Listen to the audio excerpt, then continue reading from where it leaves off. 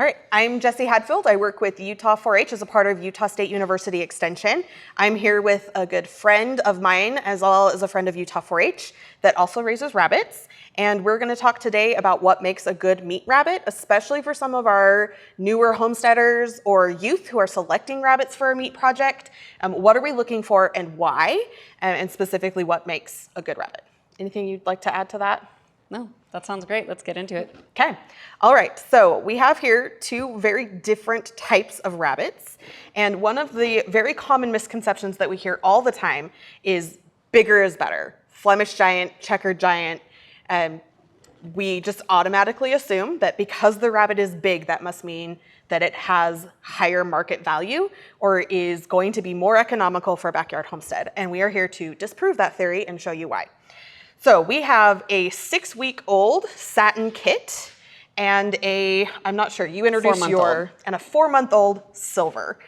Now, I will just say each breed has its own merit, and depending on what your goals are as a rabbit herdsman is going to be significantly different. But for our backyard homesteaders, we're looking for a commercial type rabbit. That's a rabbit that is specifically bred and has been selected to give you the best bang for your buck. That means they're gonna have more feed efficiency, they're going to carry more muscle mass, and they're just ultimately going to be a better product and worth faster. Every dollar. And faster, yes, thank you. And the reason we picked this silver to be part of it is silvers are one of the oldest breeds, one of the oldest domestic breeds, but it's a compact, it's not a commercial. But we wanted to show you because a lot of the homesteading backyard bred rabbits that we see are actually fairly similar in body type to this when they should be more like this, and we will explain why. Okay, so one thing to really remember with our rabbits is that unlike some of our other species, we don't breed rabbits specifically for their lineage. Rabbits are bred to a standard, not to a bloodline. So that means that every breed has been recognized by the American Rabbit Breeders Association to have specific traits, and that's what we are aiming for. So when we say that there's a breed of rabbit, just because this is a satin doesn't necessarily mean it's going to have all the traits. What makes this a satin is not just the pedigree, it's that she meets the standard. Mm-hmm. And same for the silver. The reason this is a silver is because of the standard that we're looking at. And so we have discussed previously about evaluating a litter and kind of what we're looking for. When we're looking at a rabbit with some commercial type, we want to evaluate some natural width and dimension over the top line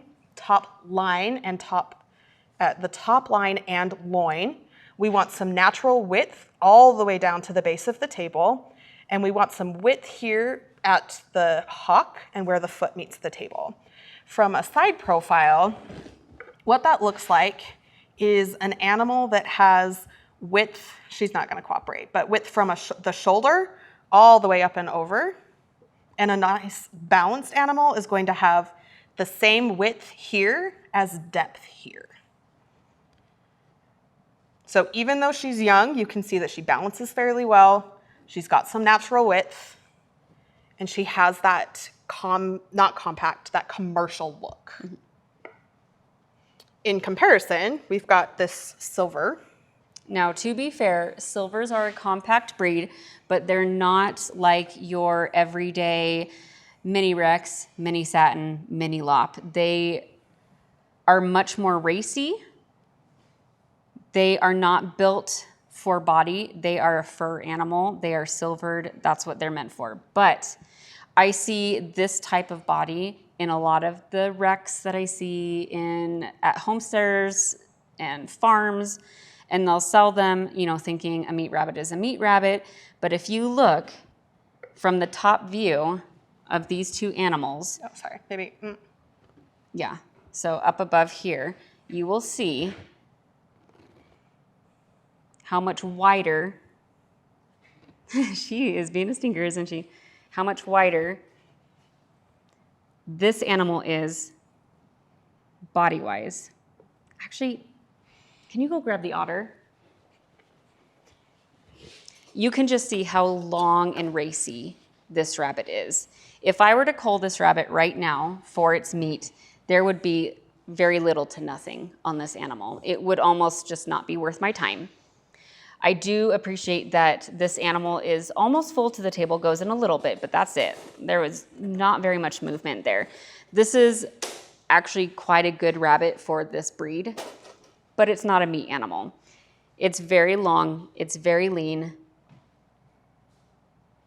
This is not an animal that I would ever feel comfortable selling to someone as a meat rabbit. I like this little otter. Especially when he's cooperating. But you can see the difference in body length and width already in this little 6-week-old is wider already in its body than this 4-month-old silver, because that's what it was bred for, and Jessie has been breeding towards the standard. You can see how nice and square, how it's wide here and wide here. It's not long in body. He's nice and full to the table. This is a really nice rabbit.